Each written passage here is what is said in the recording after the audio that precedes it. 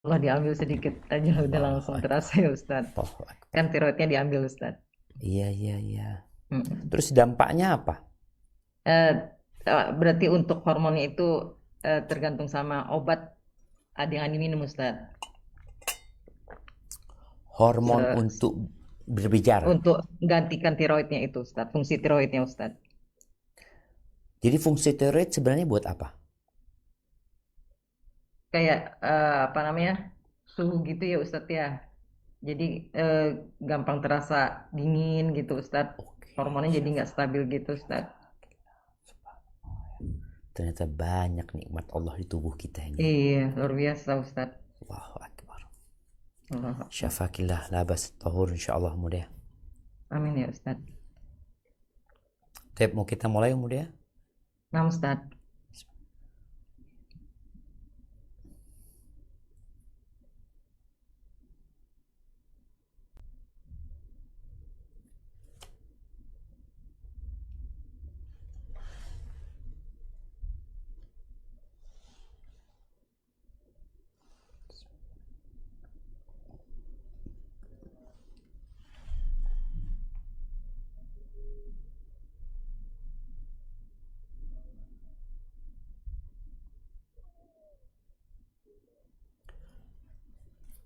Assalamualaikum warahmatullahi wabarakatuh.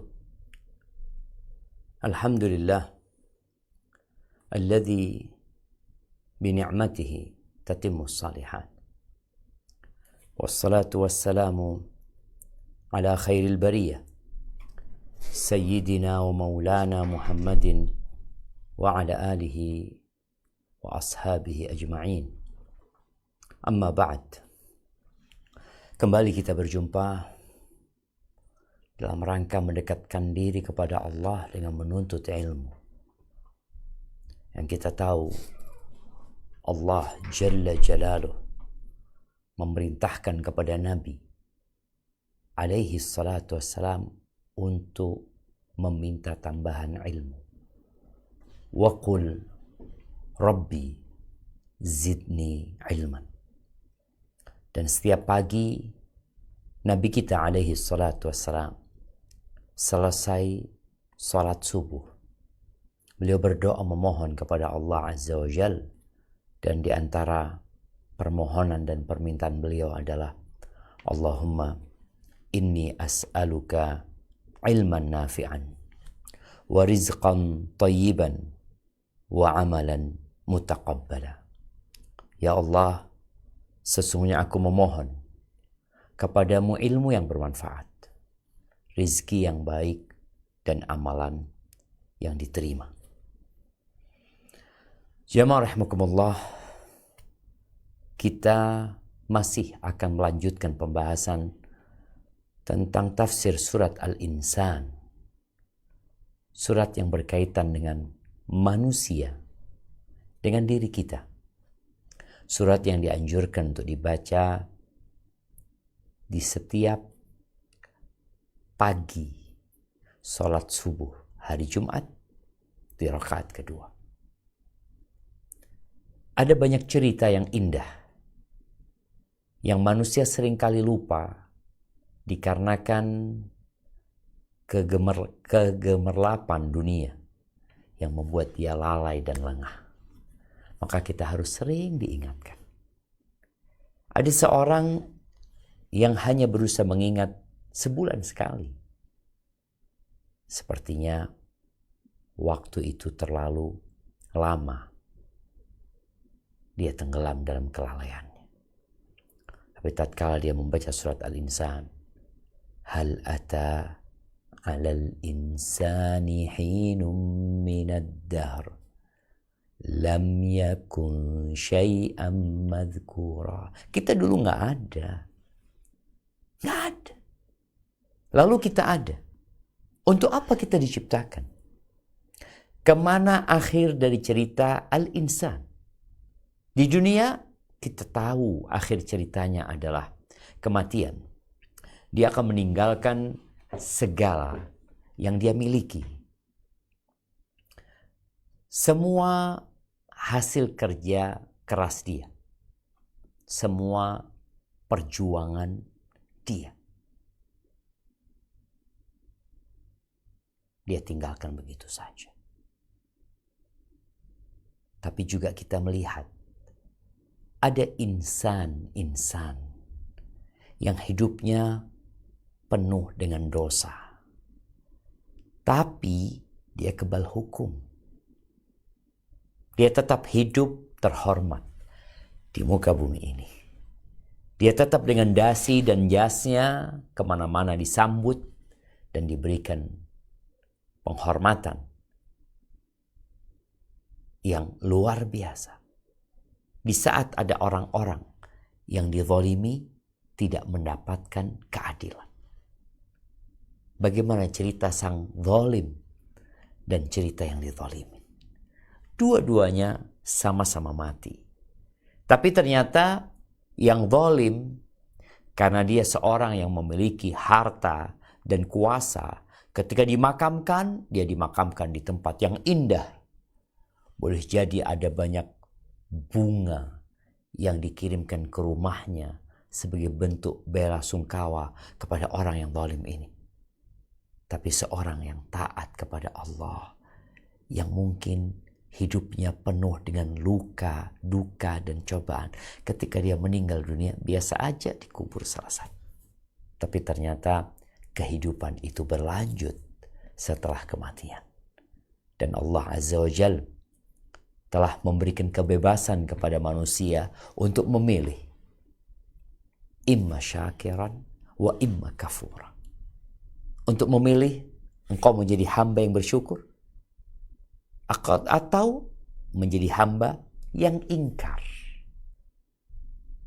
Dan kedua pilihan ini memiliki konsekuensi yang harus ditanggung. Kita telah membaca bahwa orang-orang yang bersabar, mereka akan mendapatkan balasan yang indah. Wa jazahum bima sabaru jannatu wa harira. Mereka akan mendapatkan surga atas kesabaran mereka. Sutra. Mereka akan hidup di tempat yang tidak ada penyakit di dalamnya. Tidak ada teriakan, tidak ada kata-kata yang melukai. Di situ tidak ada tidur. Yang ada hanya bersenang-senang. Di situ tidak ada toilet. Yang ada engkau menikmati hidup. Engkau makan, engkau minum, apapun yang engkau inginkan. Allah penuhi di sana. Tanpa khawatir dengan berbagai macam penyakit yang akan menimpa. Toilet aja nggak ada. Dan di situ tidak ada ketuaan. Manusia sangat khawatir dengan masa tua. Sehingga dia di dunia melakukan berbagai macam tindakan agar dia tetap sehat, bugar, muda. Yang perempuan akan mengatur pola hidupnya, pola makannya, dia akan berolahraga, dia akan sibuk dengan perawatan-perawatan yang dilakukan agar kulitnya tetap indah. Tapi tetap saja dia akan jadi tua. Yang laki-laki mungkin akan sibuk melakukan berbagai macam olahraga agar tubuhnya tetap sehat dan menjaga makan dan terus bekerja. Tapi dia tetap akan tua. Sedangkan di surga, innalakum an tashibbu wa la tahrumu au tahrimu abada.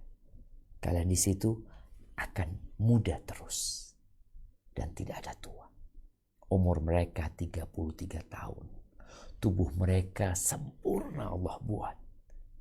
Tingginya 60 hasta seperti Nabi Adam alaihi salam. Sehingga bisa menikmatin semuanya dengan maksimal. Wa innalakum an tasihu fala tasqamu abada. Kalian di situ akan sehat terus dan tidak ada sakit. Wa an tas'adu wa la tab'asu abada. Kalian akan hidup penuh dengan kebahagiaan, kegembiraan dan kesenangan. Tidak ada secuil pun perasaan sedih, perasaan duka, galau, nggak ada. Tapi semua itu membutuhkan perjuangan. Dan kita akan lanjutkan. Tafadhol.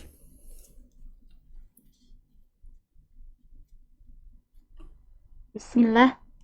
Lanjutan surah Al-Insan dari kitab Lubabut Tafsir min Ibni Katsir karya Dr. Abdullah bin Muhammad Al-Syaikh hafizahullah taala. Firman-Nya tabaraka wa taala lebih lanjut, "Idza ra'aitahum hasibtahum lu'lu'an mansura." Apabila kamu melihat mereka, kamu akan mengira mereka mutiara yang bertaburan.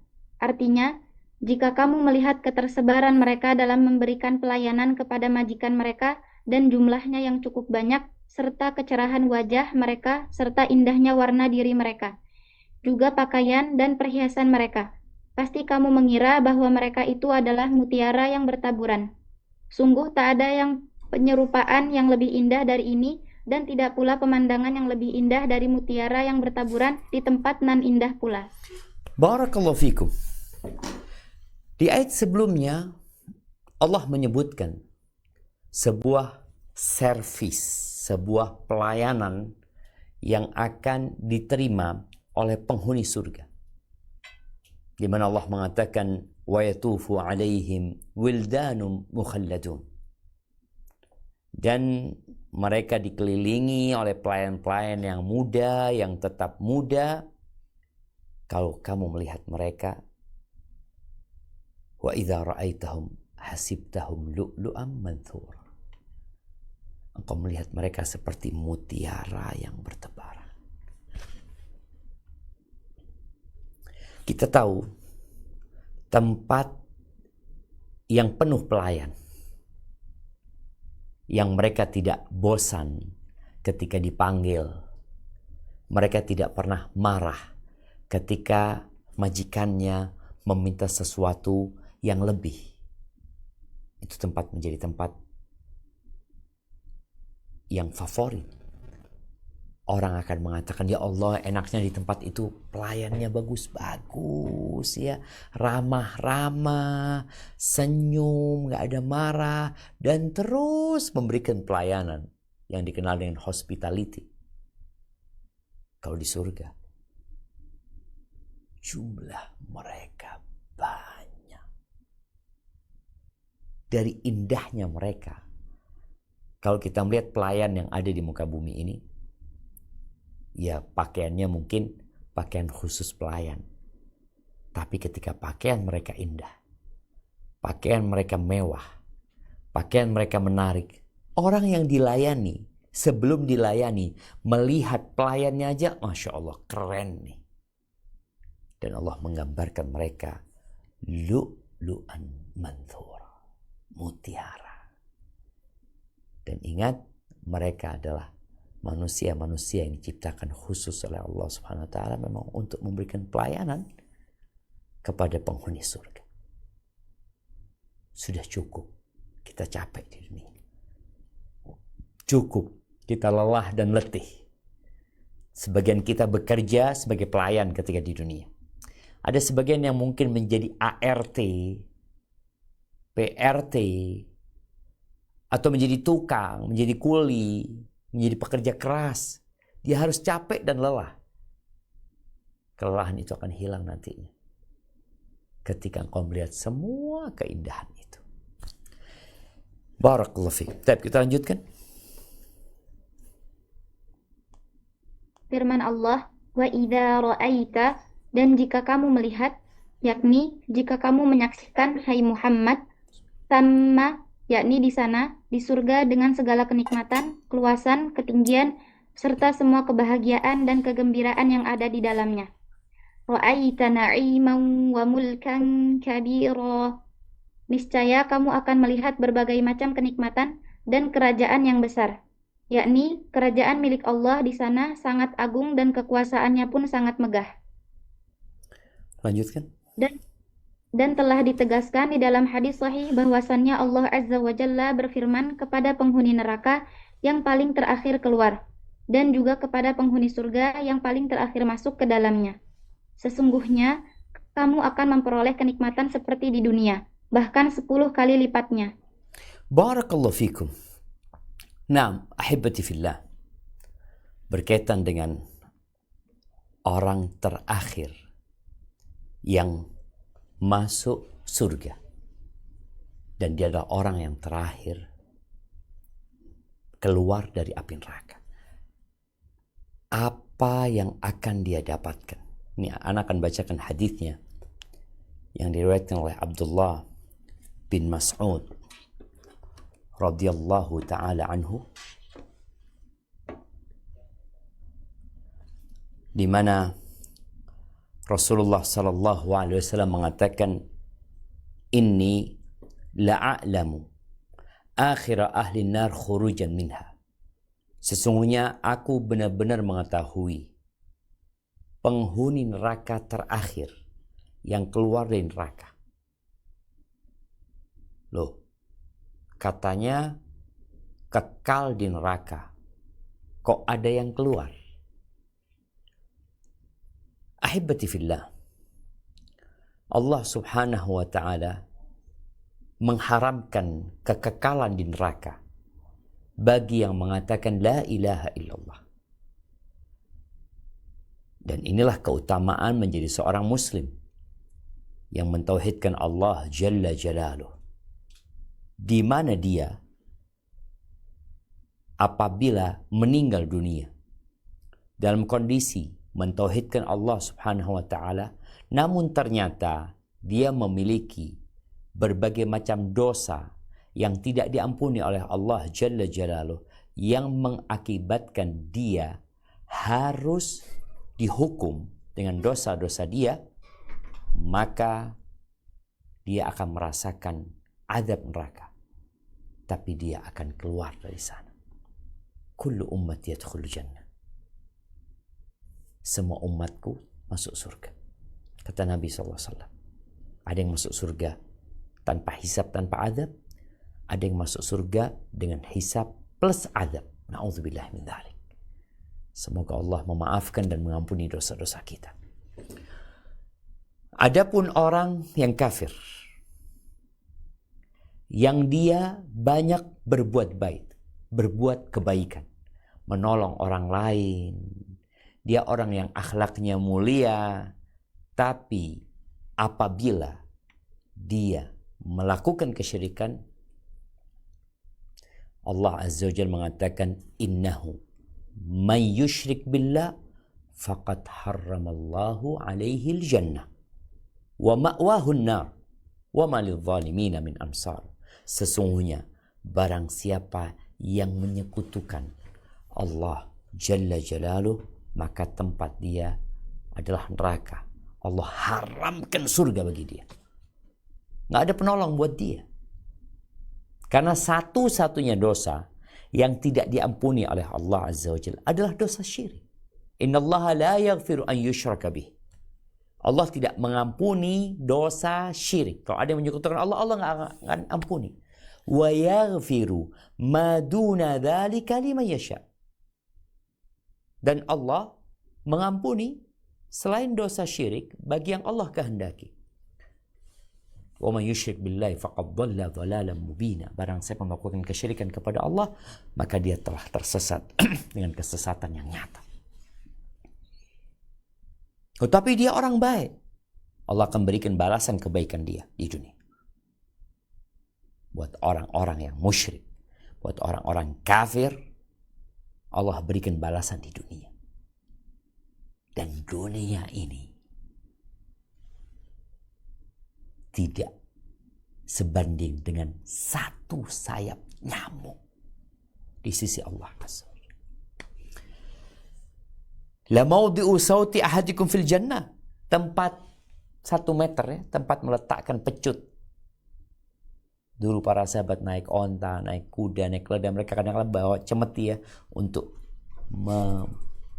menggerakkan kendaraan mereka. Tempat itu mereka akan letakkan biasanya di dinding. Tempat pecut salah satu di antara kalian. Fil jannah, di surga. Khairun minad dunya wa ma fiha. Lebih baik dari dunia dan isi. Nah, kita akan lanjutkan nih. Orang yang terakhir. Ini penghuni neraka terakhir yang keluar dari neraka. Wa akhiru ahlil jannati dukhulan al-jannah. Dan orang penghuni surga yang terakhir masuk surga. Setelah itu selesai. Akan didatangkan kematian dalam wujud domba. Lalu penghuni neraka dipanggil, ya ahlan nar, wahai penghuni neraka, kalian tahu ini apa? Mereka mengatakan iya. Maut. Ya ahlal jannah, kalian tahu apa ini? Mereka mengatakan al-maut, kematian. Kemudian disembelih. Dikatakan khuludun falam. Kalian akan kekal selama-lamanya, tidak ada kematian, dan yang di surga kekal selama-lamanya, tidak ada kematian. Orang ini rajulun yakhruju minan nari habwan. Orang ini keluar dari neraka dengan merangkak. Fayaqulullahu tabaraka wa ta'ala lahu idhab fadkhulil jannah. Lalu Allah tabaraka wa ta'ala mengatakan kepada orang ini, pergilah engkau dan masuklah ke surga. Fayatiha. Maka orang ini mendatangi surga. Fayukhayyalu ilaihi annaha mal'a. Dihayalkan dalam benak dia, udah penuh surga ini. Artinya semua lokasi sudah ada pemilik, ada penghuninya. Fayarji'u fayaqul. Kemudian dia datang kepada Allah Subhanahu wa ta'ala mengatakan, ya Rabbi wajadtuha mal'a. Wahai Rabbku, aku mendapati surga udah penuh, full sudah. Kita kadang-kadang kalau ngelihat ya, mau datang ke hotel, tapi kok kayaknya penuh hotelnya ini. Akhirnya kita malas mau masuk gitu. Aduh penuh lah, cari hotel lain udah gitu. Ini orang masuk surga dalam benak dia udah penuh tuh surga. Fayaqulullahu tabaraka wa ta'ala idhab fadkhulil jannah. Engkau pergilah, masuklah surga engkau. Datanglah orang ini. Fayukhayyalu ilaihi annaha mal'a. Dihayalkan kepada dia penuh udah ini. Kemudian dia balik lagi kepada Allah SWT. Ya Rabb, wajadtuha mal'a. Aku dapetin udah penuh ya Allah. Lalu Allah Azza wa Jalla mengatakan kepada dia, idhab fadkhulil jannah. Pergilah engkau dan masuklah ke surga.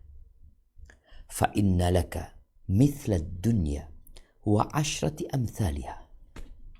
Atau inna laka ashrata amthalid dunya.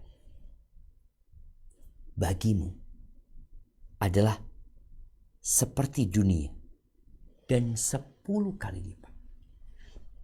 Atau 10 kali lipat dunia. Si Allah jamaah. Kebayang nggak dikasih 10 kali lipat Jakarta, dikasih 10 kali lipat Indonesia? Waduh, mana mungkin. Tapi dunia ini yang mungkin dalam bayangan sebagian orang dahsyat, mempesona dengan teknologi yang ada ini dan itu di sisi Allah la ta'dilu janaha ba'udah, tidak sebanding dengan satu sayap nyamuk. Dan Allah menciptakan nyamuk ribuan, ratusan ribu, jutaan, miliaran setiap hari di muka bumi ini. Terus Allah mau ngasih orang ini 10 kali lipat dunia. Yasir. Qala fayaqulu ataskharu bi aw tadhaku bi wa antal malik. Ya Allah, gimana engkau memperolok-olokku, menertawakanku dengan ucapan itu? Wa antal malik, engkau raja, engkau pemilik langit dan bumi ini. Artinya ini orang dikasih dunia seisinya aja dia bingung. Gimana dikasih 10 kali lipat dunia? Apa kata Abdullah bin Mas'ud?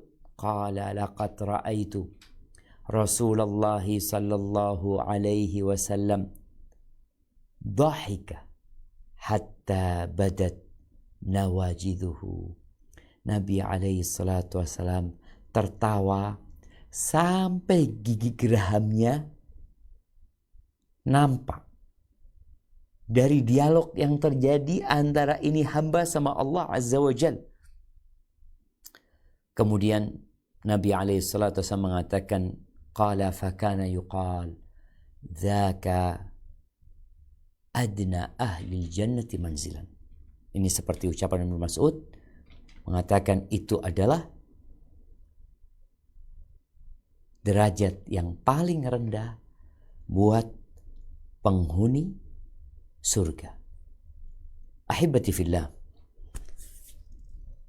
apa yang akan kita lakukan? Ini para santriwati, apa yang akan dilakukan? Kalau dikatakan kepada anti, belajarlah di tempat ini 6 tahun, 5 tahun, 4 tahun, atau 3 tahun. Lalu engkau lulus akan dapat rumah 2 tingkat dengan luas 1000 meter.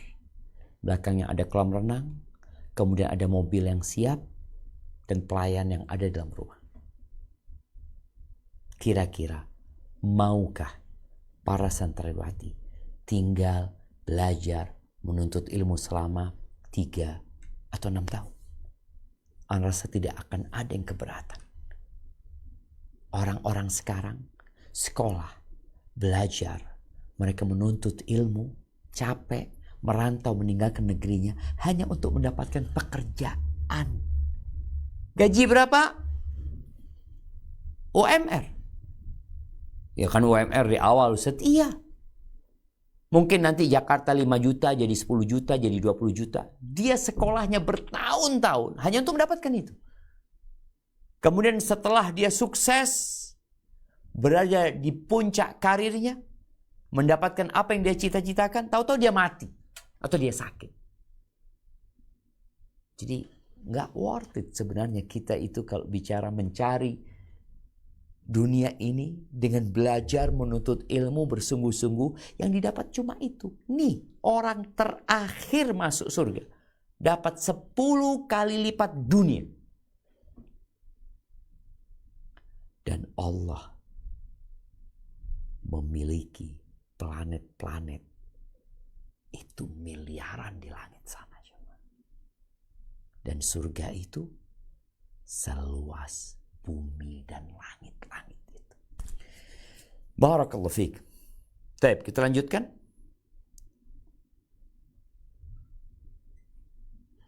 Firman Allah Subhanahu wa taala, "'Aliyahum thiyabu sundusin khudru wa istabraq." Mereka memakai pakaian sutra halus yang hijau dan sutra tebal, yakni pakaian para penghuni surga di surga adalah sutra, yang diantaranya adalah sundus, yang merupakan sutra dengan standar kualitas tinggi, seperti kimson, yang semisalnya yang melekat pada badan pakaian dalam mereka. Ada juga wa istabraq, di dalamnya terdapat kilauan dan kilatan, dan itulah yang merupakan pakaian luar, sebagaimana lazimnya pakaian yang ada. Barakallahu fikum. Nah, kalau bicara pakaian jemaah, kita tahu di dunia ini manusia peduli dengan pakaiannya. Dan dia berusaha untuk memilih pakaian yang enak dipakai tapi nampak mewah, indah, mempesona. Dan kalau kita melihat Ana melihat harga baju-baju ya. Ada Min Valentino dress. Itu harganya 1,4 miliar. Ada Giorgio Armani dress. Coba dilihatkan pakaian-pakaian yang mahal itu 2,8 miliar. Ada Jean Louis Berthaud, Marilyn Monroe, itu 18 miliar. Ada Dior dress 28 miliar. Ada Black Diamond, harganya 78 miliar. Kemudian ada Diamond dress ini karya Hensal 128 miliar. Ada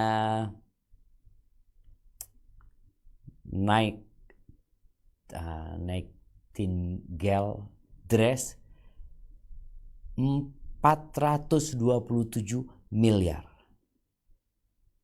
Kemudian ini yang dirancang oleh perancang busana Faizali Abdullah dari Malaysia. Harganya 427 miliar. Keren nggak jemaah? Kita pakai baju atau nih mak-mak pakai baju harganya seharga apanya Pak Jiru? Pak Jiru ini ada teman kita 427 miliar harganya Pak Jiru. 427 miliar ini kalau dibelikan kerupuk jemaah, ditaruh di Allahu Akbar, taruh di Monas sana mungkin sampai ke atas jemaah. Baik, kalau kita lihat Allah tadi menyebutkan bahwasanya pakaian penghuni surga alaihim thiyabu sundusin khudrun wa istabrak. Mereka memakai pakaian sutra halus yang warnanya hijau dan sutra tebal. Jadi ada pakaian dalam, ada pakaian luar. Pakaian yang menempel sama badan. Itu sutra yang halus sehingga merasakan kenyamanan mereka.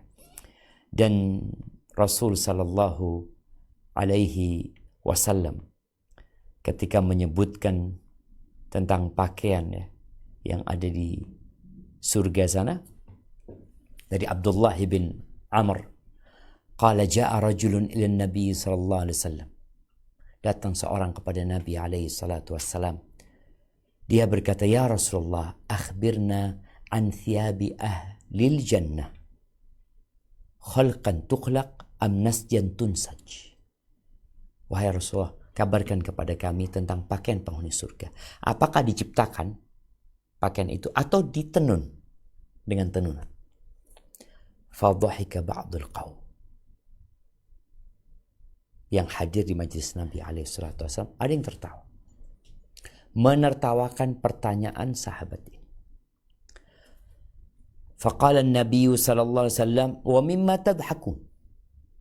Apa yang menyebabkan kalian tertawa?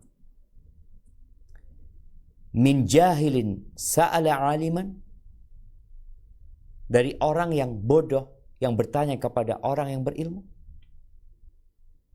Kok bisa ditertawakan? Thumma akabba Rasulullah SAW, thumma qala aina as-sa'il. Kemudian Nabi SAW fokus, lalu beliau tanya, mana yang bertanya tadi? Qala huwa dha ana ya Rasulullah. Aku yang bertanya ya Rasulullah. Qala la bal tushaqqaqu anha thamarul jannah. Thalatha marrat. Disebutkan bahwasanya dari buah-buah surga dibelah itu buah, kemudian keluarlah pakaian. Itu pakaian penghuni surga. Kemudian kalau bicara harganya, ya jangan ditanya. Rasul sallallahu alaihi wasallam menyebutkan tentang kerudungnya bidadari surga. Kalau tadi kita bicara ada yang harganya 427 miliar. Nabi alaihi salatu wasallam dalam hadis riwayat Imam Bukhari mengatakan, wala nasifuha khairun minad dunya wa ma fi. Kerudungnya itu penghuni surga itu lebih baik dari dunia dan isi. Artinya semua isi di dunia ini nggak bisa digunakan untuk membeli kerudungnya. Masih kurang. Kalau tadi hanya 427 miliar. Atau anggap ada yang 1000 triliun. Nggak cukup. Dan untuk yang menghafal Al-Quran. Ini bicara pakaian. Rasul SAW mengatakan, وَيُوضَعُ عَلَى رَأْسِهِ تَاجُ الْوَقَارِ. Diletakkan di atas kepala penghafal Al-Quran ini mahkota kewibawaan, keagungan. Wa yuksa walidahu, itu untuk sang penghafal Al-Quran. Bagaimana orang tuanya yang mendorong anaknya menghafal Al-Quran, mendorong anaknya untuk belajar, mendorong anaknya untuk mengamalkan Al-Quran. Dapat apa dia? Yang mungkin dipandang oleh sebagian manusia, udah gak zamannya ngafalin Quran, udah ada HP sekarang. Terlalu dangkal pemikiran dia. Terlalu pendek pandangan dia ke depan. Dunia ini gak lama. Ada kehidupan selanjutnya. Ketika seorang belajar ilmu, ketika dia menghafal, dia tujuannya bukan untuk di dunia ini. Quran diturunkan agar mengantarkan kita ke surga Allah Azza wa Jalla. Maka orang tua yang berusaha mengajari anaknya, mendorong, memotivasi, mungkin dia keluar duit demi anaknya. Dia capek dan lelah jamaah. Sehingga anaknya hafal Quran, ngerti Al-Quran, mengamalkan Al-Quran. Wa yuksa walidahu hullataini. Maka kedua orang tuanya akan dikasih 2 setel pakaian. La yaqumu aw la yuqawwam bihima ahlud dunya. La yaqumu aw yuqawwam bihima ahlud dunya. Nggak bisa dihargai. Nggak bisa. Berapa nilainya? Nggak bisa. Dunia ini nggak cukup untuk menilai atau menghargai itu pakaian. Fayaqulani bima kusina hada. Mereka bertanya, dengan apa kami kok dikasih ini, kasih pakaian ini? Lalu dikatakan, bi akhdi waladikuma al-Quran. Karena anak kalian berdua mengambil Al-Quran. Belajar, menghafal, memahami dan mengamalkannya. Itu kalau bicara pakaian. Mungkin sekarang pakaiannya tidak dipandang. Di saat manusia banyak menilai orang lain dengan outfitnya. Outfit yang sebenarnya adalah yang akan dipakai kelak di surga Allah Azza wa Jalla. Adapun pakaian penghuni neraka, Allah Azza wa Jalla mengatakan sarabiluhum min qatiran. Pakaian mereka adalah dari qatiran. Ada yang menerjemahkan qatiran seperti aspal. Ada yang besi yang cair itu yang menempel dengan tubuh mereka, yang akan terus membakar mereka. Kalau kain pakaian mereka, terbakar kain itu. Tapi kalau itu besi cair yang panas atau aspal, akan terus membakar dan mereka semakin tersiksa. Na'udzubillahi minan nar. Baik, dilanjutkan. Wa hullu asawira min fiddah. Dan dipakaikan kepada mereka gelang terbuat dari perak. Dan demikianlah sifat orang-orang yang berbuat baik. Adapun orang-orang yang mendekatkan diri adalah sebagaimana firman-Nya, yuhallawna fiha min asawira min dhahabin wa lu'lu'a wa libasuhum fiha harir. Di surga itu mereka diberi perhiasan dengan gelang-gelang dari emas dan mutiara, dan pakaian mereka adalah sutra. Quran Surah Al-Hajj ayat 23. Barakallahu fikum. Nah, di ayat ini disebutkan bahwa dipakaikan kepada mereka gelang terbuat dari perak. Tapi di surat Al-Hajj disitu disebutkan yuhallawna fiha min asawira min dhahabin wa lu'lu'a. Mereka di sana diberi perhiasan dengan gelang-gelang dari emas dan mutiara. Apa yang membedakan? Ibnu Katsir menjelaskan bahwa penghuni surga itu tingkatannya ada 2. Nah, di sini disebutkan dan demikian sifat orang-orang yang berbuat baik. Tolong dikasih dalam kurung al-abrar. atau ashabal yamin. Dan demikianlah sifat ashabul yamin atau sifat al-abrar. Adapun sifat al-muqarrabun, adapun orang-orang yang mendekatkan diri ini maksudnya mereka adalah golongan al-muqarrabun, seperti yang Allah sebutkan di surat Al-Waqi'ah ya. Was-sabiquna as-sabiqun ulaikal muqarrabun.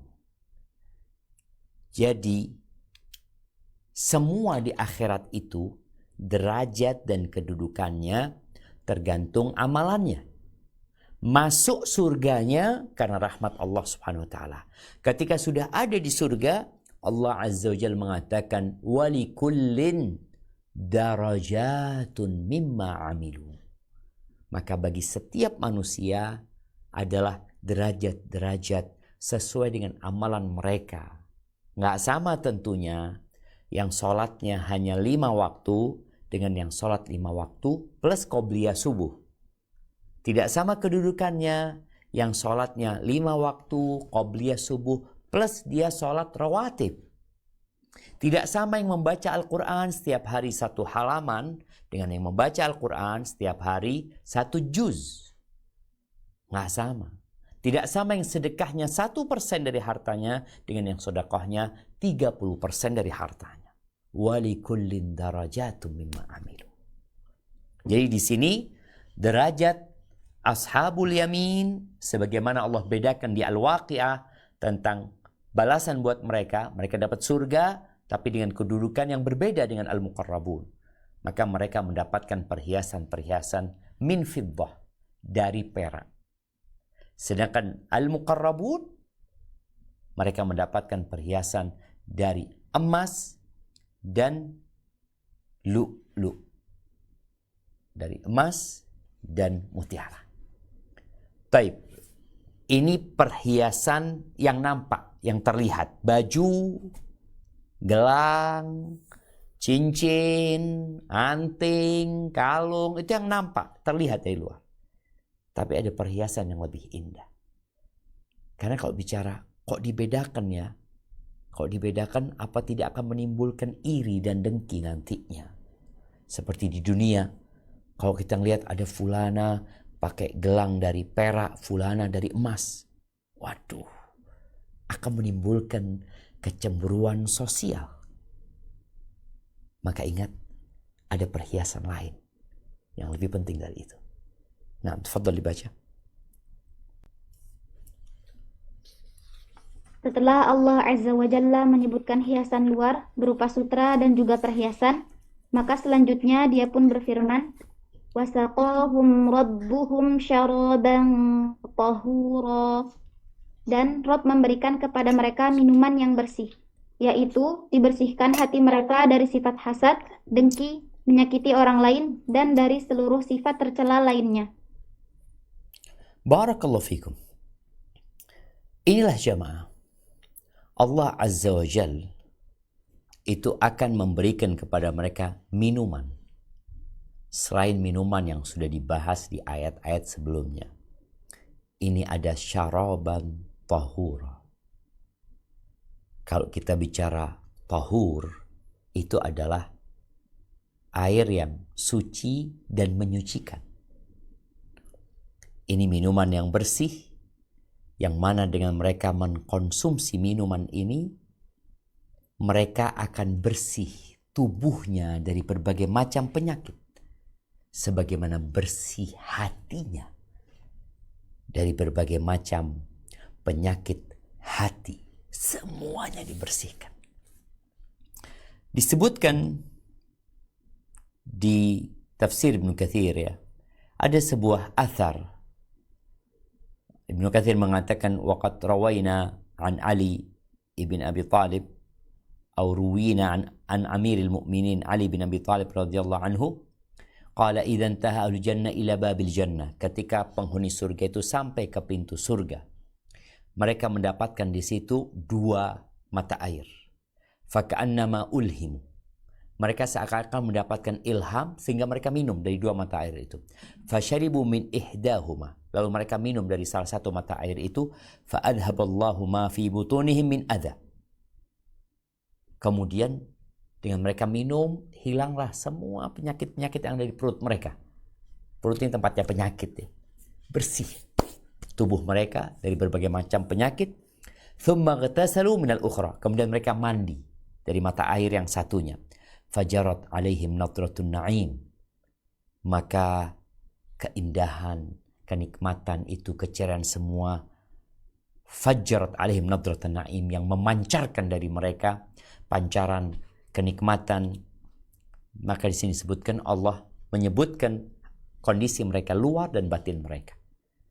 Mereka benar-benar masuk surga, tidak ada rasa dengki, tidak ada rasa iri di antara mereka. Baik, lanjutkan. Allah Jalla Jalaluh berfirman, Inna hadza kana lakum jazaa'an wa kana sa'yukum mashkura. Sesungguhnya ini adalah balasan untukmu dan usahamu adalah disyukuri. Maksudnya, dikatakan kepada mereka bahwasannya yang demikian merupakan penghormatan bagi mereka sekaligus sebagai bentuk kebaikan untuk mereka. Seperti firman-Nya, Kulu washrabu hani'am bima aslaftum fil ayyamil qaliyah. Makan dan minumlah dengan sedap disebabkan amal yang telah kamu kerjakan pada hari-hari yang telah lalu. Quran Surah Al-Haqqah ayat 24. Lanjutkan. Firman-Nya, wa kana sa'yukum mashkura, dan usahamu adalah disyukuri, yakni Allah akan membalas usaha kalian yang sedikit dengan balasan yang banyak. Barakallahu fikum.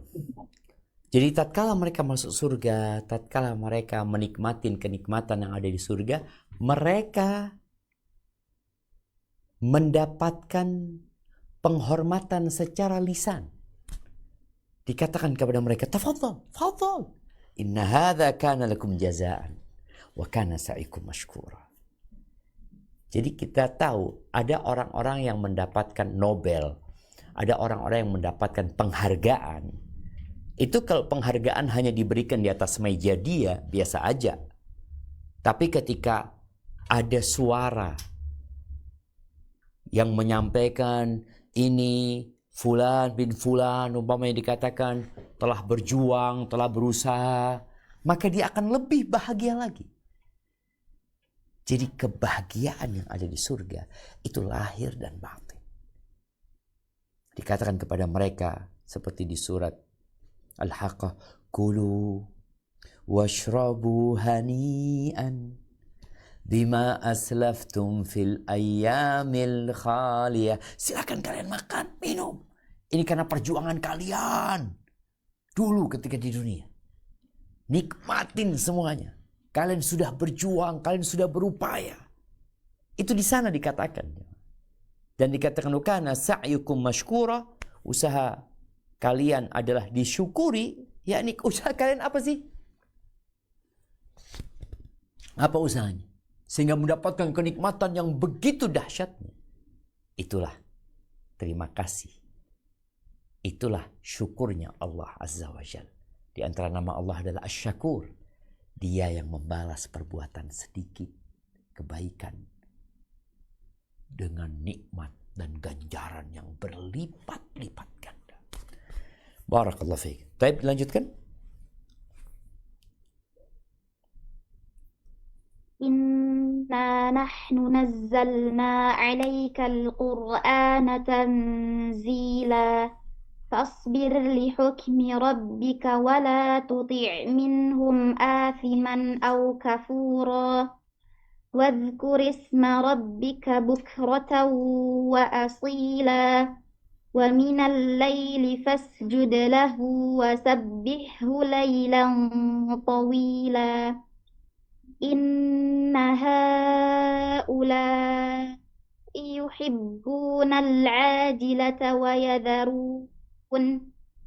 ويذرون وراءهم يوما ثقيلا. nahnu khalaqnahum wa shaddadna asrahum wa idza syi'na baddalna amsalahum tabdila inna hadhihi tadhkirah faman syaa'a attakhadha ila rabbih sabila wa ma tasyaa'una illa an yasha Allah innallaha kana aliman hakima yudkhilu man yasha'u fi rahmatih wadh-dhalimina a'adda lahum 'adzaban alima. Sesungguhnya kami telah menurunkan Al-Quran kepadamu, hai Muhammad, dengan berangsur-angsur. Maka bersabarlah kamu untuk melaksanakan ketetapan Rabb-Mu, dan janganlah kamu ikuti orang yang berdosa dan orang yang kafir di antara mereka. Dan sebutlah nama Rabb-Mu pada waktu pagi dan petang, dan pada sebagian dari malam, maka sujudlah kepadanya dan bertasbihlah pada bagian yang panjang di malam hari. Sesungguhnya mereka, orang kafir, menyukai kehidupan dunia, dan mereka tidak memperdulikan kesudahan mereka pada hari yang berat, hari akhirat. Kami telah menciptakan mereka dan menguatkan persendian tubuh mereka apabila kami menghendaki, kami sungguh-sungguh mengganti mereka dengan orang-orang yang serupa dengan mereka. Sesungguhnya, ayat-ayat ini adalah suatu peringatan. Maka barang siapa menghendaki kebaikan bagi dirinya, niscaya dia mengambil jalan kepada Rabb-Nya, dan kami tidak mampu menempuh jalan itu, kecuali bila dikehendaki Allah. Sesungguhnya, Allah adalah Maha Mengetahui lagi Maha Bijaksana. Dia memasukkan siapa yang dikehendakinya ke dalam rahmat-Nya surga, dan bagi orang-orang zalim disediakannya azab yang pedih. Barakallahu fiik. Setelah Allah Azza wa Jalla menjelaskan tentang bagaimana manusia kelak di kehidupan selanjutnya, lalu Allah Azza wa Jalla kembali kepada kehidupan Nabi Muhammad SAW yang saat itu mendapatkan penentangan yang keras dari kaumnya. Yang Nabi SAW menghadapi berbagai macam penindasan dari kaum musyrikin, baik secara verbal atau secara fisik. Padahal beliau datang untuk menyelamatkan mereka dari kesengsaraan dunia dan akhirat. Maka Allah ingatkan Nabi SAW dengan nikmat yang Allah berikan. Lalu Allah beri arahan bagaimana beliau harus bersikap menghadapi kaumnya yang mengatakan kepada beliau adalah orang gila. Dikatakan beliau penyair, pembual, pendusta, penyihir, paranormal. Karena mau tidak mau, seorang yang berdakwah ketika mendapatkan penentangan yang begitu keras, hatinya akan sedih. Maka Allah SWT berfirman dengan ayat-ayat ini, memerintahkan beliau bersabar, dan hampir 20 kali Allah Azza wa Jal secara khusus memerintahkan Rasulullah SAW untuk bersabar.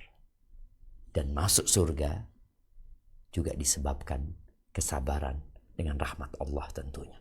Baik, kita baca tafsirnya.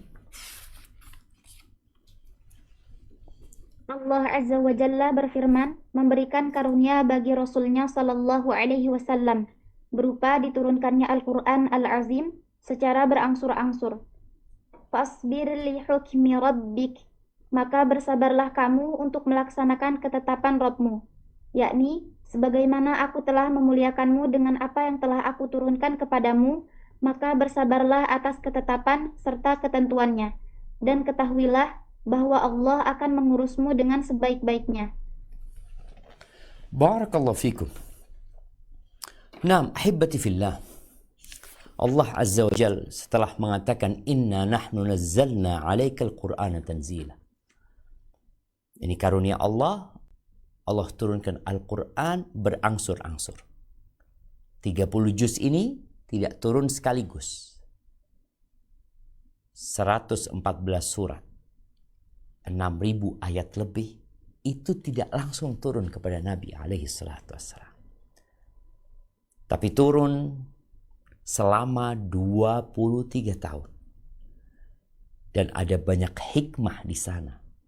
Menguatkan hati Nabi alaihi salatu wassalam. Memberikan solusi untuk permasalahan yang terjadi.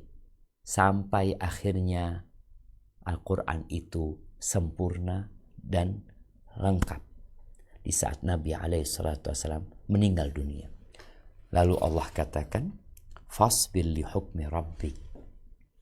Sabarlah engkau dalam melaksanakan ketetapan Rabb. Ya, beliau capek, beliau lelah, tapi butuh kesabaran. Oleh karena itu, orang yang paling berat balanya itu bukan yang seperti kita. Bahkan bukan orang-orang kafir. Tapi para nabi. Nabi Nuh alaihissalam 950 tahun berdakwah. Oleh karena itu Allah subhanahu wa ta'ala mengingatkan Nabi Muhammad SAW, fasbir kama sabara ulul azmi minar rusul. Sabarlah engkau seperti sabarnya ulul azmi minar rusul. Seperti sabarnya Nabi Nuh, Nabi Ibrahim, Nabi Musa, Nabi Isa. Kemudian di ayat lain juga Allah mengatakan fasbir li hukmi rabbika wa la takun ka sahibil hut. Sabarlah engkau menjalankan ketetapan, ketentuan Tuhanmu dan jangan seperti yang ditelan oleh ikan paus. Karena kita tahu Nabi Yunus alaihissalam ketika beliau berdakwah, letih dan capek, akhirnya beliau meninggalkan kaumnya. Beliau pergi mengendarai kapal laut yang pada akhirnya beliau di cerita itu dimakan oleh ikan paus. Atau ditelan oleh ikan paus. Bukan dimakannya. Ditelan oleh ikan paus. Dan Allah mengatakan kepada Nabi SAW, jangan seperti itu. Baik, lanjutkan. وَلَا تُطِعْ مِنْهُمْ آثِمًا أَوْ كَفُورًا. Dan janganlah kamu ikuti orang yang berdosa atau orang yang kafir di antara mereka. Maksudnya, janganlah kamu menuruti orang-orang kafir dan orang-orang munafik. Kalau mereka hendak menghalang-halangi kamu untuk menyampaikan apa yang telah Dia turunkan kepadamu. Akan tetapi, hendaklah kamu tetap menyampaikan apa yang telah diturunkan kepadamu dari Rabb-mu. Dan bertawakallah kepada Allah Tabaraka wa Ta'ala. Sungguh, Dia akan melindungi kamu dari manusia. Dengan demikian, kata al-athim berarti orang-orang yang fajir dalam perbuatannya. Sedangkan kata al-kafur berarti mereka yang hatinya kafir. Barakallahu fikum. Allah menyuruh Nabi SAW bersabar. Sabar dan jangan patuh sama mereka. Jangan turuti mereka. Karena ada sebagian kita ketika berdakwah menyampaikan karena ditolak, akhirnya ya udah kita mengikuti keinginan orang-orang tersebut. Jangan diikutin. Engkau tetap mengikuti aturan Allah dan ketentuannya. Walaupun ditolak, walaupun diusir, walaupun diboikot. Maka kita melihat bagaimana Nabi alaihi salatu wasallam benar-benar tegar dan kokoh menghadapi negosiasi dari orang-orang musyrikin. Yang ditawarin, engkau kalau mau harta kita kasih harta, mau wanita kita kasih wanita, engkau mau kedudukan kita jadikan engkau raja. Dan di beberapa riwayat di Sirah Nabawiyah, Nabi SAW mengatakan atau diriwayatkan disebutkan di situ, kalau mereka meletakkan mentari di tangan kananku dan bulan di tangan kiriku, aku gak akan tinggalkan urusan ini. Tetap beliau berdakwah. Nah, terus apa yang menguatkan beliau? Dan ini juga akan menguatkan setiap muslim ketika menjalankan perintah dari Allah dan Rasulnya. Lanjutkan. Nah. Wadhkur isma rabbika bukratan wa asila. Dan sebutlah nama Rabbmu pada waktu pagi dan petang, yakni permulaan dan akhir siang. Barakallahu fikum. Jadi orang ketika sedih, ketika menghadapi banyak tantangan, maka senjata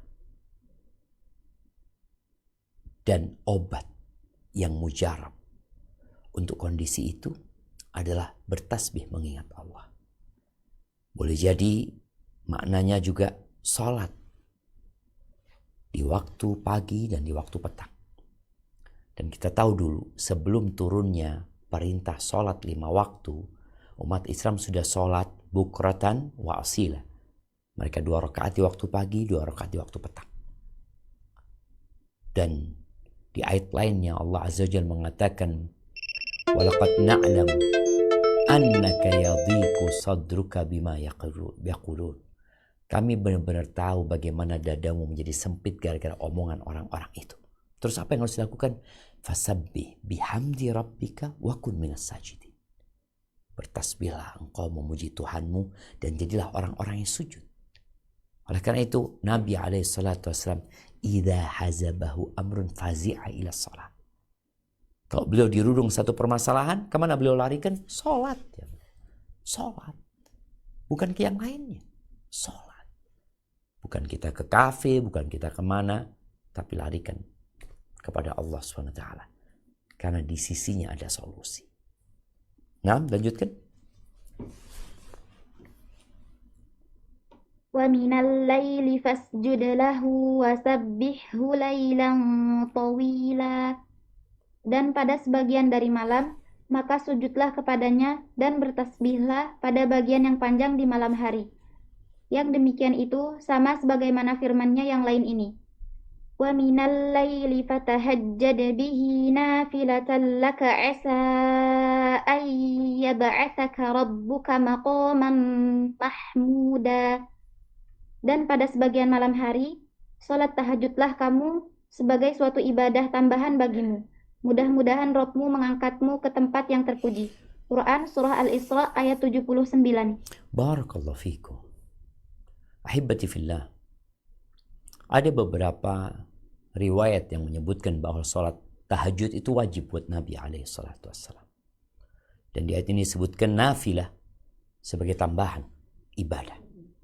Dan buat umatnya yang ingin tambahan derajat, yang ingin tambahan iman, yang ingin tambahan kedekatan kepada Allah SWT, maka sholat tahajud.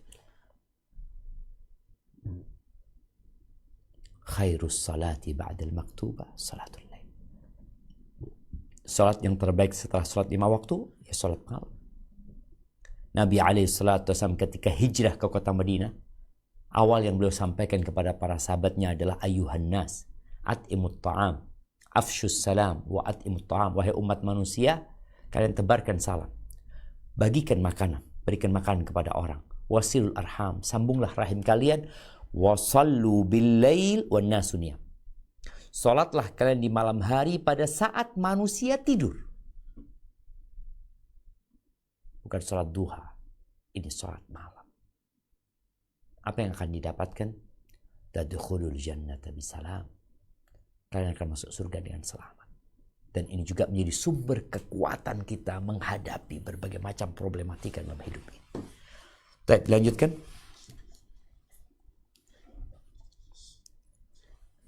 Pada ayat selanjutnya, Dia Jalla Jalaluh berfirman, seraya menolak orang kafir dan yang serupa dengan mereka dalam mencintai serta mengejar dunia dan meninggalkan kehidupan akhirat jauh di belakang mereka.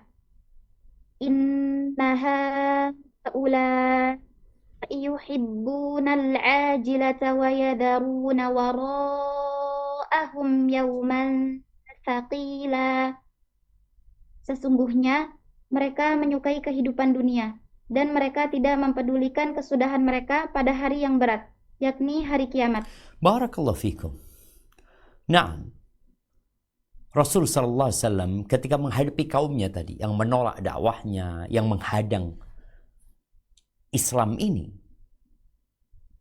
Allah menyebutkan bahwa yang menyebabkan mereka melakukan itu adalah cinta dunia. Jadi kalau dilihat, memang cinta dunia dan mementingkan dunia daripada akhirat itu menjadi sumber segala petaka. Oke, di hati kita ada kecintaan kepada dunia, tapi jangan sampai kita lupa bahwa dunia akan ditinggalkan. Kalau kita sudah lupa, maka manusia akan bertindak semena-mena. Kalau sudah lupa dengan akhiratnya, ambisi dunia merasuki hatinya. Dia tidak kenal halal haram. Harta siapapun dia kuasai. Yang penting dia happy dalam kehidupan dunia ini. Dan mereka meninggalkan kata Allah, yauman thaqila, hari yang berat. Itu hari kiamat. Nah, lanjutkan. Selanjutnya Allah berfirman, Nahnu khalaqnahum wa syadadna asrahum. Kami telah menciptakan mereka dan menguatkan persendian tubuh mereka. Ibnu Abbas, Mujahid, dan lainnya berkata, yakni penciptaan mereka.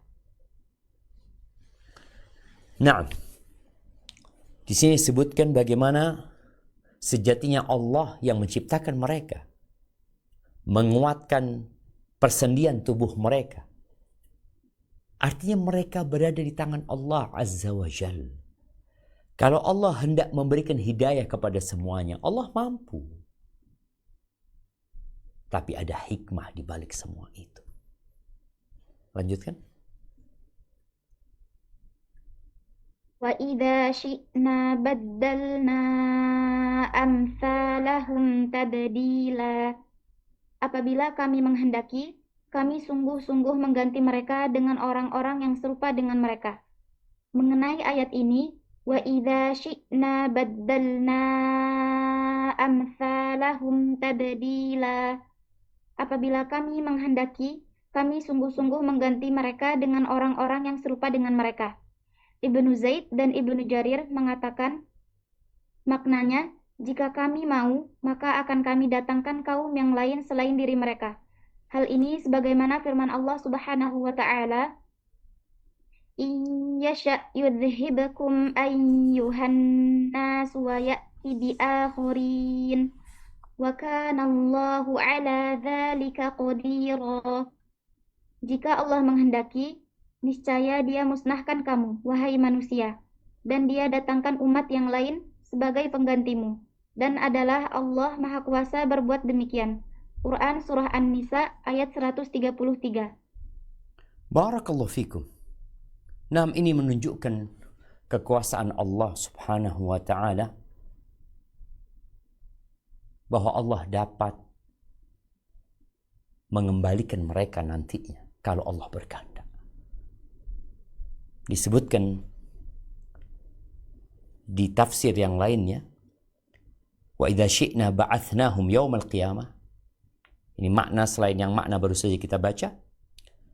Ini diriwayatkan dari Ibnu Abbas dan Mujahid, kalau kami berkehendak, kami akan bangkitkan mereka pada hari kiamat nantinya. Wa baddalnahum fa'adnahum khalqan jadidan. Kemudian kami ganti mereka dan kami kembalikan mereka ciptaan yang baru. Ini menunjukkan bahwa Allah Azza wa Jal memiliki kekuasaan untuk membangkitkan manusia. Dan makna yang lainnya adalah makna yang baru saja kita baca. Bahwasanya Allah kalau berkehendak, Allah akan datangkan generasi yang lainnya. Allah akan matikan generasi itu. Allah akan ganti dengan generasi yang baru, yang akan menerima agama ini. Dan kita tahu bagaimana tatkala kaum Quraisy menolak dakwah ini, akhirnya Allah datangkan orang-orang dari kota Madinah yang dengannya dakwah Islam ini menyebar ke seluruh dunia. Baik, lanjutkan. Ayatnya, Inna hadhihi tadhkirah. Sesungguhnya ini adalah suatu peringatan, yaitu bahwa surah ini menjadi peringatan. Faman syaa'a attakhadha ila rabbih sabila. Karenanya, barang siapa menghendaki kebaikan bagi dirinya, niscaya dia mengambil jalan kepada Rabb-Nya, yakni jalan, dengan kata lain, siapa saja bisa memperoleh petunjuk dari Al-Quran. Barakallahu fikum. Allah turunkan Al-Quran, dan Al-Quran dibacakan kepada orang-orang musyrikin, kepada orang-orang kafir. Dan ini juga penting untuk kita renungkan, bagaimana orang-orang yang tidak percaya dengan Al-Quran, tapi didakwain dengan dibacakan Al-Quran kepada mereka. Orang-orang musyrik nggak percaya loh sama Quran.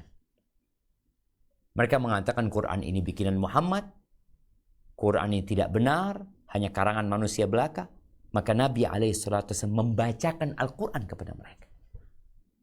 Karena di dalam Al-Quran ada banyak petunjuk yang kalau manusia non-muslim pun, non-muslim gak percaya dengan Al-Quran, kalau dia mau membacanya, dia akan mendapatkan petunjuk. Maka disebutkan di sini, faman sya'at takhada ila rabbihi sabila. Siapa saja bisa memperoleh petunjuk dari Al-Quran. Tapi mau apa enggak? Baik, lanjutkan. Selanjutnya, Allah Jalla wa'ala berfirman, وَمَا تَشَاءُونَ إِلَّا أَن يَشَاءَ Allah. Dan kamu tidak mampu kecuali bila dikehendaki Allah. Maksudnya, tidak ada seorang pun yang mampu memberikan petunjuk kepada dirinya sendiri, dan tidak juga masuk dalam iman, serta tidak juga mengambil manfaat untuk dirinya sendiri. Lanjutkan. Illa an yasha Allah. Innallaha kana aliman hakima. Kecuali bila dikehendaki Allah. Sesungguhnya Allah adalah Maha Mengetahui lagi Maha Bijaksana. Maksudnya ialah Maha Mengetahui siapa yang berhak mendapatkan petunjuk, sehingga Allah akan memberi kemudahan kepadanya serta membentangkan sarana untuk menggapainya. Allah mengetahui pula siapa yang berhak untuk disimpan, dan sungguh Dia memiliki hikmah yang sangat besar dan hujjah yang pasti. Barakallahu fikum.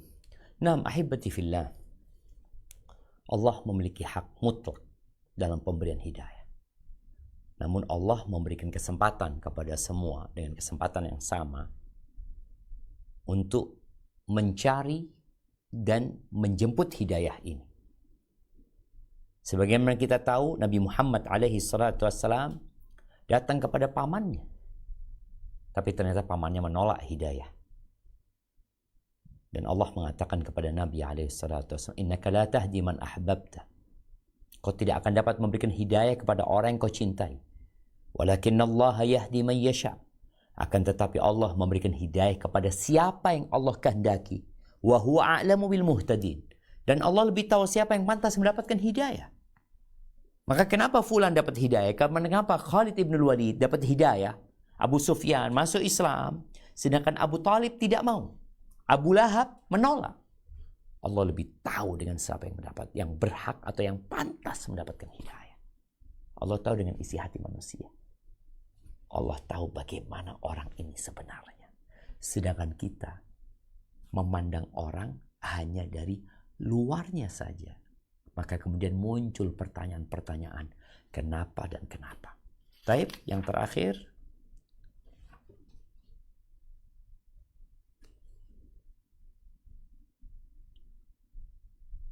Tafadhali. Kemudian dia berfirman, yudkhilu man yasha'u fi rahmatih wadh-dhalimina a'adda lahum 'adzaban alima. Dia memasukkan siapa yang dikehendakinya ke dalam rahmatnya, dan bagi orang-orang zalim disediakannya azab yang pedih, yakni Dia akan memberi petunjuk kepada siapa yang Dia kehendaki dan menyesatkan siapa yang Allah kehendaki pula. Oleh sebab itu, barang siapa yang Dia beri petunjuk, maka tidak ada seorang pun yang mampu menyesatkannya. Dan barang siapa yang Dia sesatkan, maka tidak ada seorang pun yang mampu memberinya petunjuk. Allahu Akbar jemaah. Ayat ini seharusnya membuat kita sadar bahwa tanpa pertolongan Allah kita tidak akan selamat. Kenapa setiap rakaat sholat kita tidak berhenti mengatakan iyyaka na'budu wa iyyaka nasta'in. Lalu kita mengatakan ihdinas siratal mustaqim. Kita baca lagi ihdinas siratal mustaqim. Kita baca lagi terus dalam sehari minimal 17 kali. Kita baca itu. Oleh karena itu, buat para wanita yang sedang datang bulan, engkau jangan kemudian tidak mau membaca Al-Fatihah. Boleh baca Al-Fatihah. Dan kita tahu Al-Fatihah adalah surat yang paling mulia yang berada dalam Al-Quranul Azim. Terus bacalah Al-Fatihah dengan berharap Allah memberikan hidayah kepada kita semuanya. Mungkin kita cukupkan di sini. Alhamdulillah dengan ini kita telah menuntaskan pengkajian tafsir surat Al-Insan. Kita akan masuk ke sesi tanya jawab. Nama persilahkan, tafadhol. Baik Ustaz, jazakallahu khairan.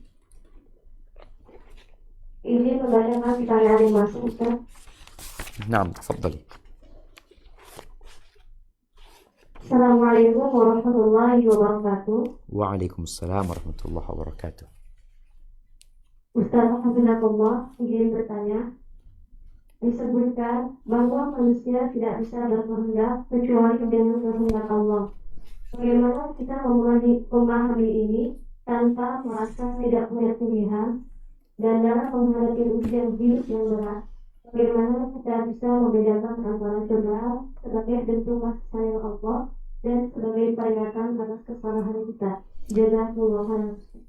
Afwan ya, suaranya agak kurang jelas, tapi sepertinya Anda bisa menangkap ini berkaitan dengan masalah kehendak ya. Ketahuilah, bicara kehendak manusia, Allah memberikan kehendak kepada manusia. Kita sendiri bisa membedakan gerakan pilihan kita dan gerakan yang bukan pilihan kita. Contoh, ketika kita bergerak seperti ini Anda punya pilihan, Anda ambil gelas ini, Anda punya kehendak. Allah kasih kehendak sama kita. Tapi kehendak kita tidak akan terlaksana kalau Allah tidak menghendakinya. Ada orang yang ambil gelas tahu-tahu stroke. Nggak bisa dia ambil gelas. Kemudian gerakan di antara gerakan yang tanpa pilihan kita adalah gerakan orang yang menggigil. Dia nggak ingin itu bergerak, tapi itu bergerak sendiri. Sehingga di sini kita sadar bahwasanya Allah Azza wa Jalla telah memberikan kepada kita kehendak. Dikasih pilihan. Abu Thalib dikasih pilihan. Masuklah Islam, tapi dia nggak mau. Makanya nanti pada hari kiamat Allah akan menegakkan keadilan. Bukankah telah diutus Rasul kepadamu, mengajakmu, menyerumu, tapi engkau yang nggak mau. Namun ketahuilah bahwa semua yang terjadi di muka bumi ini itu sudah Allah ketahui. Dan tidak ada yang terjadi kecuali sesuatu yang Allah kehendaki. Tidak semua yang Allah kehendaki Allah cintai. Contohnya ada iblis. Iblis gak nurut. Allah gak menyukai. Tapi ketika iblis gak nurut, ya itu pun sudah ada dalam kehendak Allah SWT. Dan iblis dikasih pilihan. Sebagaimana para malaikat dikasih pilihan, iblis kasih pilihan. Para malaikat mentaati, iblis tidak mentaati.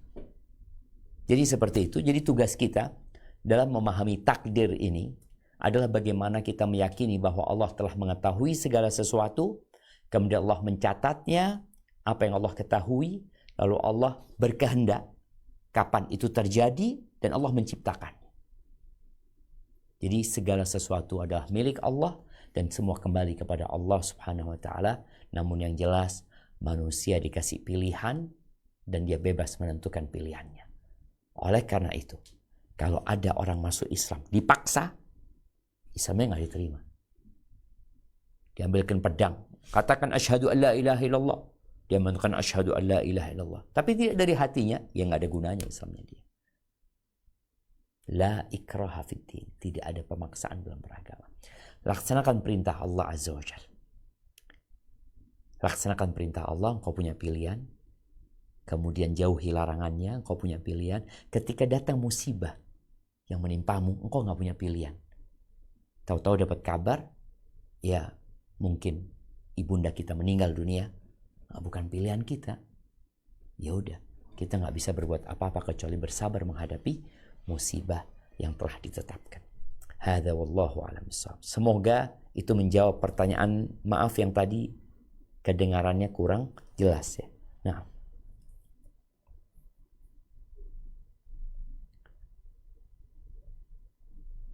Selanjutnya, Assalamualaikum warahmatullahi wabarakatuh.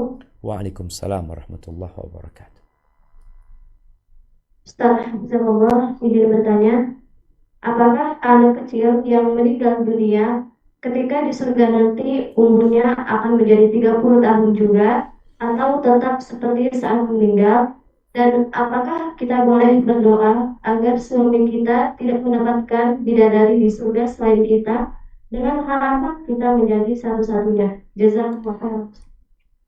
Barakallahu fikum.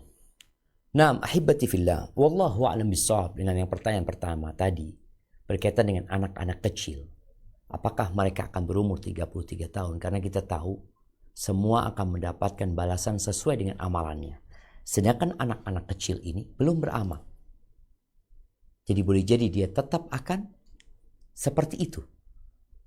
Karena memang mereka selama hidupnya tadi dia bayi dan dia hidupnya mau senang-senang aja. Anak-anak kecil seperti yang kita lihat di dunia ini, apa sih yang disenangi oleh anak-anak kecil? Jadi wallahu a'lam bishawab. Mungkin nanti anak akan kaji kembali tentang bagaimana anak-anak kecil tersebut. Adapun pertanyaan kedua, wa uhdiratil anfusus syuh. Manusia itu punya sifat kikir. Dia ingin menguasai. Sampai sesuatu yang bukan jadi miliknya pun dia ingin menguasainya. Nanti penyakit ini akan hilang. Tadi udah kita bahas ketika firman Allah Subhanahu wa taala, wasaqahum rabbuhum syaraban tahura. Mereka akan dikasih minuman yang bersih dan membersihkan, yang suci dan menyucikan. Apa yang disucikan? Disucikan tubuh mereka dari berbagai macam penyakit, disucikan hati mereka dari iri, dari dengki. Karena kalau yang punya gelang perak melihat kepada yang gelangnya dari emas, maka boleh jadi akan cemburu, akan iri. Maka nanti itu dihilangkan semuanya.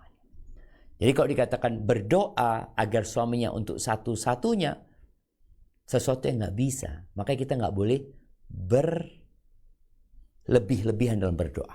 Setiap orang di surga minimal itu punya istri 2. Itu minimal. Dan bicara bidadari itu tergantung amalannya. Seperti orang yang mati syahid. Allah janjikan 72 bidadari. Minimal dia akan dapat itu. Itu sudah janji Allah Subhanahu wa taala. Dan ketahuilah ya. Fiha ma tashtahil anfus. Para wanita jangan takut. Semua yang kau inginkan dengan jiwamu, selama keinginan itu tidak berkaitan dengan orang lain, ini dengan dirimu, engkau akan dapatkan itu. Ini kan masalahnya keinginan dia dengan orang lain. Orang lain tuh punya keinginan, aku punya keinginan juga. Sehingga keinginanmu ini akan bertabrakan dengan keinginan orang lain. Seorang perempuan punya keinginan, laki-laki punya keinginan. Tapi keinginannya berbeda. Selama keinginanmu tidak melampaui batasan dirimu, Allah akan kasih. Tapi kalau keinginanmu akhirnya mendolimin orang lain, ya nggak dikasih. Karena keinginan ini sudah melampaui batas gitu loh. Engkau akan mendapatkan kau inginkan. Kenapa engkau harus akhirnya merasa berat dengan nikmat yang Allah berikan kepada orang lain? Yang jelas Allah akan cabut pohon iri, dengki, cemburu. Engkau akan menjadi orang yang paling bahagia. Semua orang akan merasa dia orang yang paling senang nantinya. Hadza wallahu a'lam bissawab. Na'am. pertanyaan selanjutnya. Assalamualaikum warahmatullahi wabarakatuh. Waalaikumsalam warahmatullahi wabarakatuh. Ustaz Hafizakallah izin bertanya.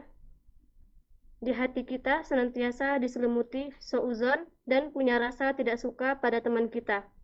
Apakah kita boleh yakin bahwa kita adalah penghuni surga karena kita tidak berbuat syirik, Ustaz? Mohon penjelasan dan nasihatnya. Jazakumullah khairan. Nah, barakallahu fiik, berkaitan dengan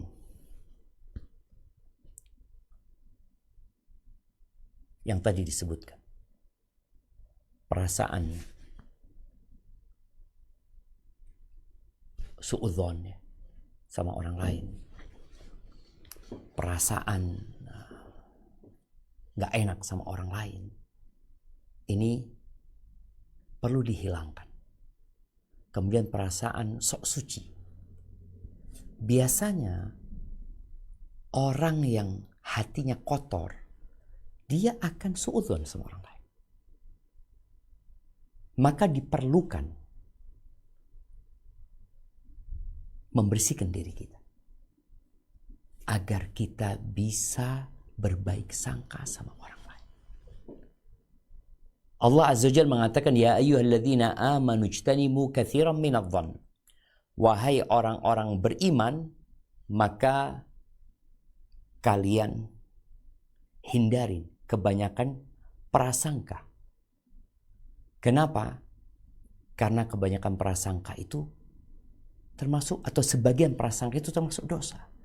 Kecuali ada bukti, kecuali ada dalil yang membuat kita akhirnya boleh berprasangka buruk sama dia. Oh, apa buktinya? Loh, dia memang kita suudzon sama orang ini sepertinya mau mencuri kotak amal di masjid. Loh, buktinya apa kok suudzon sama orang itu? Aku lihat dari tadi dia tolah-toleh sana sini, kemudian lihat ke dalam. Ini ada indikator yang menyebabkan orang akhirnya berburuk sangka sama dia. Baik. Maka kita harus hindarin dengan meminta kepada Allah agar dibersihkan hati kita. Adapun berkaitan dengan pertanyaan yang kedua, apakah boleh kita ini merasa akan masuk surga? Karena kita tidak melakukan kesyirikan. Kita beribadah kepada Allah harus di antara khauf dan roja. Di antara rasa takut dan rasa harap. Kita berharap masuk surga. Dan kita dengan tauhid kita berharap diampuni dosa-dosa kita. Tapi boleh jadi ada dosa-dosa syirik yang tersembunyi. Atau kita melakukan syirik nyata tapi kita gak sadar. Maka kita harus tetap takut. Jadi berharap masuk surga. Dan berharap Allah mengampuni dosa-dosa kita. Tapi takut. Sehingga kalau ada pengumuman, umpamanya diumumkan semuanya masuk surga kecuali satu, maka kita berharap jadi satu itu. Kita berharap ya, semoga anak termasuk yang satu yang masuk surga. Kalau dikatakan semuanya selamat kecuali satu masuk neraka umpamanya, ya kita harus takut, boleh jadi aku yang masuk neraka nantinya. Na'udzubillah min dzalik. Baik, ahibati fillah. Ini tadi berkaitan dengan pertanyaan, apakah anak-anak yang kecil dari kaum muslimin yang mereka masuk surga, apakah mereka akan tetap kecil? Allah Azza wa Jalla berfirman, ini anak bacakan penjelasan dari Islam Web ya. Disebutkan dalam firman Allah surat Tur ayat 21, Allah mengatakan walladzina amanu wattaba'athum dzurriyyatuhum biimanin, dan orang-orang yang beriman diikutin oleh anak keturunan yang beriman, alhaqna bihim dzurriyyatuhum, maka kami akan gabungkan mereka dengan anak-anak keturunan mereka. Dan para ulama sepakat bahwasanya anak-anak kecil ketika mereka di surga, mereka masuk surga bersama orang tua mereka.